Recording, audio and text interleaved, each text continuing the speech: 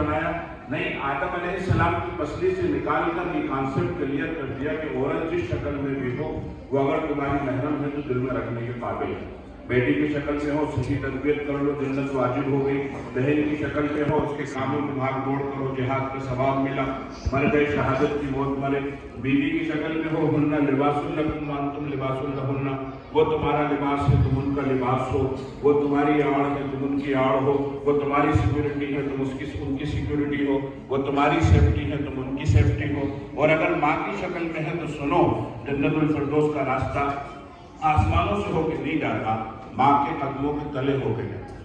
تو women right کی بات اگر کی ہے تو وہ اسلام ہے۔ تیسرے نمبر کے اوپر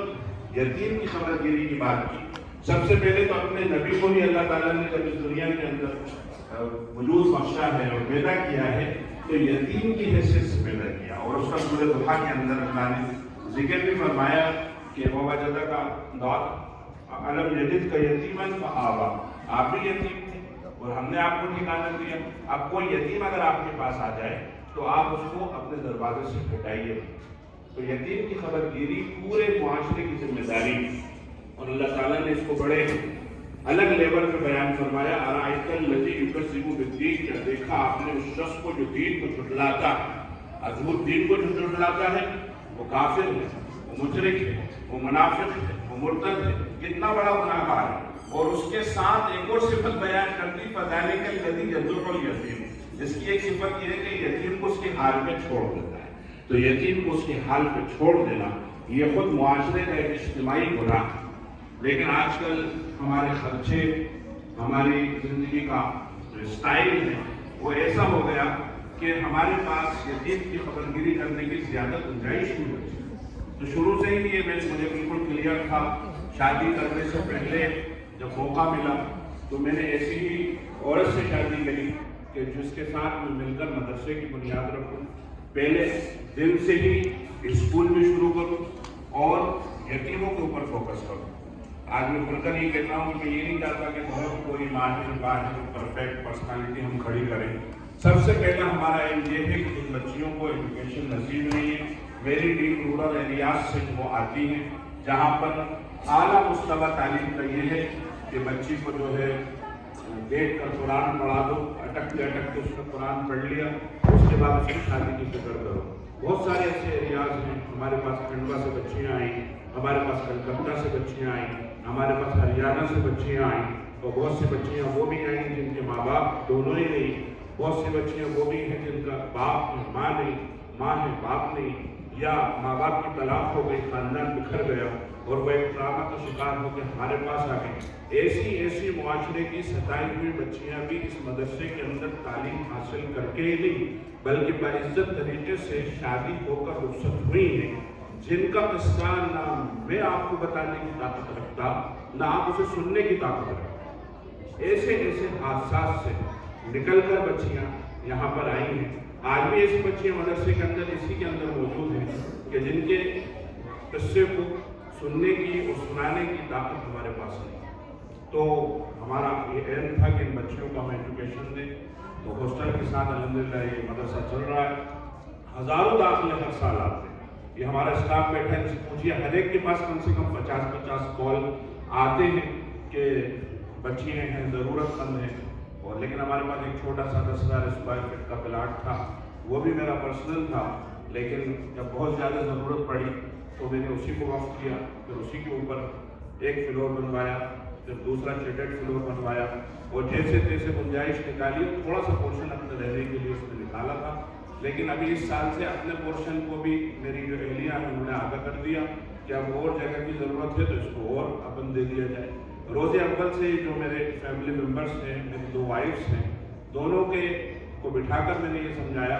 کہ سال بھر کا ایک یتیم بچی کا خرچہ 25,000 روپے ہے، اور آپ کے کان میں 25,000 کی بالی ہے، یہ کوئی سمجھ میں آتا ہے؟ کیا اس کا کوئی ہمیں گنجائش ہے یا اخلاقی طور پر کہ یہ ہمارے لیے جائز ہے؟ تو الحمدللہ پوری ذمہ داری سے میں عرض کر رہا ہوں کہ آج بھی سونا رکھنے کا کانسیپٹ ہمارے گھر میں نہیں، اور جو ہے 20 سال گزارنے کے بعد وہ 20 کرائے کے مکان بدلنے کے بعد اب جا کر جو ہے میں ایک گھر میں شفٹ ہوا، جسے میں کئی سالوں سے بنانے کی کوشش کر رہا تھا۔ کچھ لوگ میرے ساتھ آ گئے، میرے دوست، میرے بھائی، اور انہوں نے مل کر میری مدد کری اور میں اب وہاں پر پہنچا۔ تو الحمدللہ 200% اپنا لگانے کے بعد اور پھر یہ مدرسہ آج کھڑا ہے، چل رہا ہے، اور اس یہ کہنے میں ہمیں بالکل عار نہیں ہے کہ ہر سال ایک بہت بڑا قرض ہمارے سر پر ہوتا ہے کسی طریقے سے۔ جب کورونا آیا تو ہمیں ایسا لگا کہ یہ ادارہ بند ہو جائے، کیونکہ کورونا میں نہ تو رمضان میں کوئی اس طرف متوجہ ہوا، نہ غلے کے زمانے میں کوئی متوجہ ہوا، اور آپ حیرت کریں گے کہ ایک بہت بڑا ہیوج اماؤنٹ قرضہ ہمارے سر کے اوپر پڑا، اور پھر اس کے بعد جیسے تیسے ہم نے اس کو پاٹا، اور تھوڑا سا آخری تیل اور بچی انشاءاللہ وہ بھی ادا ہو جائے گا۔ ایسی مدد ہم نے اس مدرسے کو چلانے میں دیکھی ہے جس کو ہم مطلب بیان کرنے کی سکت نہیں رکھتے۔ کل ایک قصہ میری اہلیہ نے مجھے سنایا ہے، وہ بار بار سناتی ہے کہ میں 10 سال پہلے تقریباً کہیں جماعت کو گیا تو ان کی جماعت میں میرا آنا جانا بہت لگتا ہے۔ ایک صاحب سے کہہ کر میں یہ گیا کہ مدرسے کے اندر اس وقت صرف 30 بچیاں ہوا کرتی تھی۔ میں نے ان سے کہا کہ آپ ان کو جتنا ادھار مانگے آپ دینا، میری ذمہ داری ہے کہ میں آپ کو ادا کروں۔ بارش کا زمانہ تھا اور ضرورت بہت زیادہ تھی، یہ نکل کے گئی ابھی موجود ہے اس مجمع میں، اور جب جا کر انہوں نے پوچھا تو کہا کہ صاحب اس جو مالک کے دکان پہ وہ تو موجود ہے ہی نہیں۔ تو کہتی ہے کہ دور کھڑے ہو کے میں انتظار کرتی رہی کہ وہ آ جائیں۔ پھر وہ میرے سامنے آئے کہ داخل ہوئے تو دروازے کو دستک دی کہ بھائی سامان دے دیے۔ پھر بچی نے آ کر یہ کہا کہ پاپا گھر پہ نہیں۔ جو 5 منٹ کے لیے داخل ہوئے تو کہتی ہے کہ ہم روتے ہوئے آنسو بہاتے ہوئے جب واپس آ گئے، اور کیسے ہی ہم پہنچے، کوئی ایک عورت بہت سارا راشن لے کر وہاں پر کھڑی ہوئی تھی، بارش میں بھیگتی ہوئی۔ تو اس قسم کا کہ کہیں ایک طرف سے اگر کوئی ایسا لگتا ہے کہ جو ہے ٹیڑھی نگاہ سے دیکھ رہا ہے یا دروازے کو بند کر رہا ہے، اللہ دوسری طرف سے دروازے کو کھول دیتا ہے، اور دھیرے دھیرے کر کے یہ کاروبار الحمدللہ آج یہاں تک پہنچا ہے۔ بیرسیہ میں ہم نے 3 ایکڑ زمین ابھی خریدی ہے تاکہ ہم زیادہ سے زیادہ بچوں کو ایجوکیشن دے سکیں۔ ابھی میرے اسٹاف کو بھی نہیں معلوم کہ میں نے پورا ایک اسکول جو ہے یہاں پر الحمدللہ تیار ہو گیا ہے گراول کے پاس، جو 20 گاؤں کو کور کرنے کے لیے بنایا ہے، 3 ایکڑ کے اندر بنا ہے الحمدللہ، اور کنسٹرکشن بھی بہت ہیوج ہے، اور میرا یہ اندازہ ہے کہ اس میں ایک ساتھ 2000 بچے تعلیم حاصل کر سکتے۔ وہاں ہم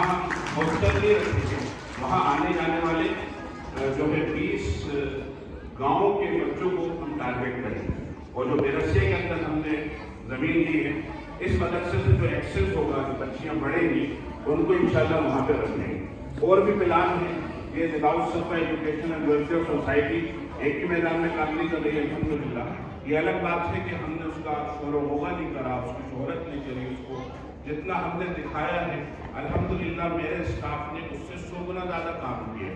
کورونا کے اندر ایک بہت لمبا چیریٹی کا کام ہوا، اور اس کے علاوہ 100 سے زیادہ بیوہ عورتوں کا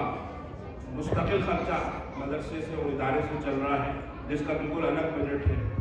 ہاسپٹلس کے اندر کھانا بانٹنے کا ایک بالکل مستقل نظام ہے، کینسر پیشنٹس کی مدد کے لیے ایک بالکل الگ نظام ہے، اور اسی طریقے سے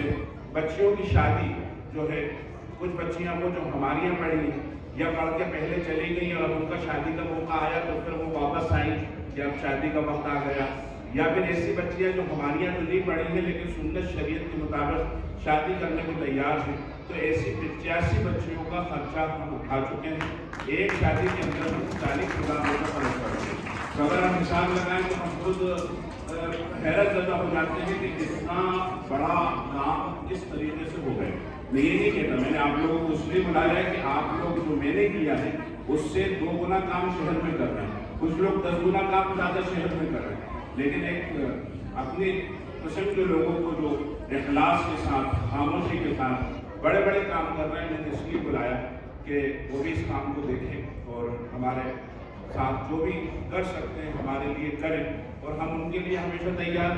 شہر والے جانتے ہیں کہ کوئی ایسا موقع آتا ہے اور بلایا جاتا ہے تو کتنا بھی عذر ہو، میرے پاس پیسہ تو نہیں ہے، ہاں میری موجودگی سے اگر کسی کو فائدہ ہو جائے، میری محبت کے جذبات سے کسی کو فائدہ ہو جائے تو میں ہمیشہ الحمدللہ موجود رہتا ہوں۔ اس میں میں اپنے اسٹاف کا شکریہ ادا کرتا ہوں کہ اس مدرسے کے انٹرنل نظام کو میرے اسٹاف نے بہت اچھے طریقے سے سنبھال رکھا ہے۔ मेरी बीवी भी है, मेरी बच्ची भी है, हमारे ये उलमा किराम हैं जिन्होंने जो बड़ी काफिशानी के साथ छोटी छोटी तनख्वाह के अंदर काम करते हैं।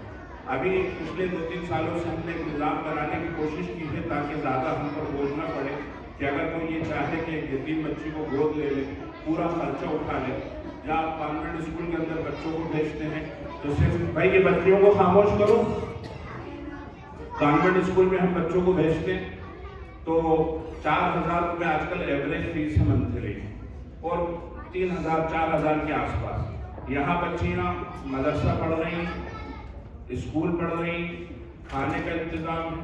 मेडिकल फैसिलिटीज और दीगर जितनी भी ज़रूरियात हैं वो सब यहाँ पूरी हो रही है और वो है पूरा सब मिलाकर 2,000 रुपये महीने के अंदर होता है।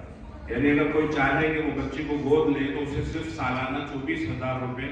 एक बच्ची के यहाँ देना होंगे, चाहे तो वो पर मन दे सकता है, आधा पार्टिसिपेट कर सकता है। और उसके अलावा एक बहुत अहम बात, क्योंकि हमारे असातिज़ा बहुत छोटी छोटी तनख्वाहों पे काम कर रहे हैं, तो ये भी हमारा प्रपोजल है कि हमारे उस्ताद की कोई प्रॉपर एक उस्ताद की जिम्मेदारी ले लें कि प्रॉपर तनख्वाह इनको पहुँच जाए, इनके लिए आसानियाँ मुहैया करें, क्योंकि ये इस इदारे की रीढ़ की हड्डी है, इनके साथ इनकी फैमिलीज हैं और इनकी फीस का अरेंजमेंट सबसे मुश्किल काम होता है। जो बच्चियाँ शहर से आती जाती हैं उनसे फीस वसूलते हैं, जो बच्चियाँ हम एक काम और बहुत जिम्मेदारी से करते हैं जो दीगर इदारों में जरा कम नजर आता है कि हम ये तहरीर करते हैं कि कौन सी बच्ची वाक़अतन ज़कात की मुस्तहिक़ है तो ज़कात का पैसा उस पर खर्च करते हैं, और जो बच्ची ज़कात की मुस्तहिक़ नहीं है उससे हम पैसे लेते हैं। क्योंकि हमने अपने जहाँ हमने पढ़ा, हमने वहाँ भी इंदौर में पढ़ा और भी इलाकों में पढ़ा, तो हमने ये देखा कि वहाँ पे बहुत ज़्यादा खुश खबर नहीं होती, जागीरदारों के बच्चे भी उसी बजट में पढ़ रहे होते तो उससे यतीम बच्चों का हक मारा जाता। तो जो बच्चे अल्हम्दुलिल्लाह यहाँ फीस देती हैं जिनकी तादाद थोड़ी है उसके ज़रिए से ये फीस वगैरह निकला करती है। तो अब जो है क्योंकि ये जो फंक्शन था ये बच्चियों ने खुद अपने तौर पर इसको पूरा तैयार किया, इसका प्रिपरेशन किया, तो आपको बहुत ज़्यादा ऑर्गेनाइज नजर नहीं आया होगा और लोग भी जितने बुलाए थे कम आए, लेकिन बहुत कीमती आए, शहर के नगीरे और हीरे यहाँ पर आए। आप लोग यहाँ पर तशरीफ लाए, आपका दिल से शुक्रिया अदा करता हूँ। अब इसके बाद जो है मैं जो है तनवीर महापा ने बताया आगे क्या है जी जी बस ये असातिज़ा। अब मैं बुला रहा हूँ जो है साजिद अली साहब जी। हाँ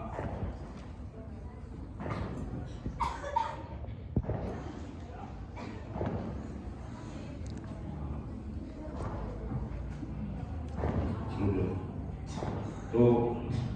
सबसे पहले मैं यहाँ पे जो है बुलाना चाहता हूँ मौलाना आमिर साहब नदवी,